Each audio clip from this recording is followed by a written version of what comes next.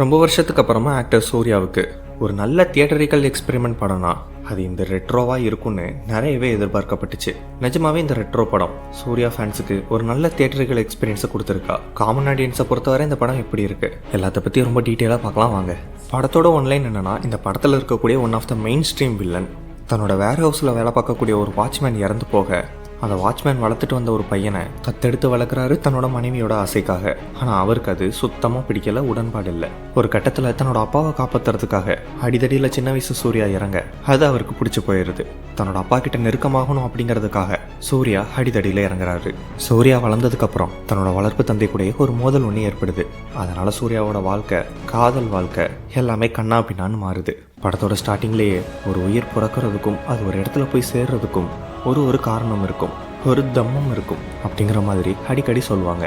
அதன்படி சூர்யாவோட தம்மம் என்ன, அவர் பிறந்தது, அவர் ஏன் இவ்வளோ கோவப்படுறாரு, அவர் ஏன் சிரிக்க மாட்டுறாருன்னு பல கேள்விகள் ஆடியன்ஸ் மத்தியில் அப்படியே தொடர்ந்து போக அதுக்கான எல்லா விடையும் ப்ரீ கிளைமேக்ஸில் டைரக்டர் வச்சிருப்பாரு. வளர்ப்பு தந்தையோட சண்டை போட்டு வாழ்க்கை மாறி போன சூர்யாவுக்கு உண்மையான அம்மா அப்பா யாரு, அவரோட கோபத்துக்கு பின்னால் இருக்கக்கூடிய காரணம் என்ன, கடைசியில் தன்னோட காதல் வாழ்க்கையோட சேர்ந்தாரா இல்லையா அப்படிங்கிறது தான் கதையே. படத்தில் பாசிட்டிவ்னு சொல்லணும்னா கண்ணை மூடிட்டு சூர்யா சாரை சொல்லலாம். ஏன்னா சூர்யா கிட்ட இருக்கிற மிகப்பெரிய ப்ளஸ் பாயிண்ட்டே அவரோட சிரிப்பு தான். சூர்யா ஸ்மைல் அப்படிங்கிறது அவ்வளோ ஃபேமஸான ஒன்று.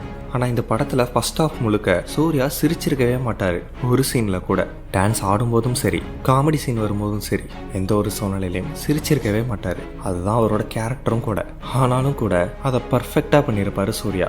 அடுத்ததாக ப்ளஸ் பாயிண்ட்னு சொல்லணும்னா டேரக்டர் கார்த்திக் சூப்பராஜ் தான். கார்த்திக் சூப்பராஜ் ஒரு சூப்பர் ஸ்டார் ஃபேன். படத்துக்கு ரெட்ரோன்னு பேர் வச்ச மாதிரியே ரெட்ரோ டைமில் ரஜினி சாருக்கு என்னென்ன படங்கள்லாம் வந்துச்சோ அதை இன்ஸ்பயர் பண்ணி சில காட்சிகளை வச்சுருப்பாரு. அங்கங்கே மியூசிக்ஸும் கூட ரஜினி படங்களில் கேட்ட மாதிரியான மியூசிக்ஸ் இதில் இருந்திருக்கும். எக்ஸாக்டாக சொல்லணும்னா இன்டர்வல் டைமில் படத்தில் ஹீரோவுக்கும் வில்லனுக்கும் நடுவில் இருக்கக்கூடிய அந்த கான்ஃப்ளிக்டை பில்ட் பண்ணுறதுல கார்த்திக் சூப்பராஜ் அடிச்சுக்க ஆள் இல்லை. அடுத்ததாக ப்ளஸ்ன்னு சொல்லணும்னா படத்தோட மியூசிக்ஸ் தான். சந்தோஷ் நாராயணன் பின்னி பெடல் எடுத்திருக்காப்புல. ஓவராலாக சொல்லணும் அப்படின்னா சூர்யா ரசிகர்களுக்கு இந்த படம் மிகப்பெரிய ட்ரீட். காமன் ஆடியன்ஸ்க்கும் ஒரு நல்ல தியேட்டரிக்கல் எக்ஸ்பீரியன்ஸை இந்த படம் கொடுக்க தான் செஞ்சுருக்கு. இதில் மைனஸ்ன்னு சொல்லி பார்த்தோம் அப்படின்னா இந்த படத்தோட டேரக்டர் கார்த்திக் சூப்பராஜோட பல படங்களை இந்த ரெட்ரோ படங்கள் ஞாபகப்படுத்துது. உதாரணத்துக்கு இந்த படம் ஆரம்பிக்கும் போது ஜிகர்தண்டா ஸ்டைலில் ஆரம்பிக்குது. அப்பா மகன் கான்ஃப்ளிக்டில் மகான் மாதிரி கொஞ்சம் சொதப்பியிருக்காங்க. ஃபைனலாக கிளைமேக்ஸில் ஜகமே தந்திரம் போர்ஷன் தான் அதிகமாக ஞாபகத்துக்கு வருது. அதில் சொதப்பின மாதிரியே இதுலேயும் கிளைமேக்ஸில் சொதப்பி தான் வச்சுருக்கிறாங்க.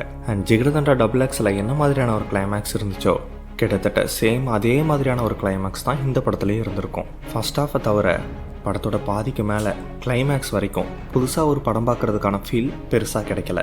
அடுத்ததாக பெரிய மைனஸ்ன்னு சொல்லணும்னா படத்தில் நடித்த நிறைய கேரக்டர்ஸ்க்கு அந்த கேரக்டருக்கான டெவலப்மெண்ட் சுத்தமாக இல்லை. படத்தில் ஹீரோயினியாக வரக்கூடிய ருக்மிணிக்கு ஹீரோவோட அந்த பாதையை சேஞ்ச் பண்ணுறதுக்கான ஒரு முக்கியமான ரோல் கொடுக்கப்பட்டிருக்கு. ஆனால் அதனுடைய தாக்கம் எந்த அளவுக்கு இருக்கணும், காதல் தோல்விங்கிறது எந்த அளவுக்கு ஆடியன்ஸ் பற்றியில் பதியணுமோ அதுக்கான இடத்துல சொதப்ப தான் செஞ்சுருக்காங்க. ஒரு சண்டைன்னு ஒன்று போடும்போது அது கூட ஒரு எமோஷன் ஆட் ஆனால் மட்டும்தான் அந்த சண்டையை வேல்யூ பண்ண முடியும். அதை விட்டுட்டு கண்ணா பின்னான்னு சண்டை மட்டுமே போட்டுக்கிட்டு இருந்தா ஒரு கட்டத்துக்கு மேலே அதை பார்க்கறதுக்கு எரிச்சல் ஆகிடும். நல்ல வேலையா இந்த படத்தில் சூர்யாவுக்கு கராத்தே மாதிரியான சில தற்காப்பு கலைகள்லாம் தெரியும் அப்படின்ற மாதிரி காமிச்சு வச்சதுனால சண்டை காட்சிகள் எல்லாமே ரசிக்கும்படியாக இருந்துச்சு. அது மட்டும் இல்லை அப்படின்னா சூர்யா சார் சண்டை போடுறத பார்க்கறதுக்கே எரிச்சலாக இருந்திருக்கும். ஏன்னா ஒரு சில காட்சிகளை தவிர அவர் சண்டை போடும்போது எமோஷ்னலாக அது கனெக்ட் ஆகவே இல்லை. மொத்தத்தில் சொல்லணும் அப்படின்னா இது ஒன்றும் ஃப்ளாப் படம்லாம் கிடையாது. சினிமா ஆடியன்ஸுக்கும் காமன் ஆடியன்ஸை பொறுத்தவரையிலையும் இது ஒரு நல்ல ஆவரேஜான படம். சூர்யா ரசிகர்களை பொறுத்தவரையில் இந்த ரெட்ரோ ஒரு பயங்கரமான ட்ரீட். அவ்வளோதான் இந்த வீடியோ பிடிச்சிருந்தா உங்கள் ஃப்ரெண்ட்ஸ் அண்ட் ஃபேமிலியோட ஷேர் பண்ணுங்கள். இது மாதிரியான மோர் இன்ஃபர்மேஷனுக்கு நம்ம சேனலை சப்ஸ்கிரைப் பண்ணிடுங்க.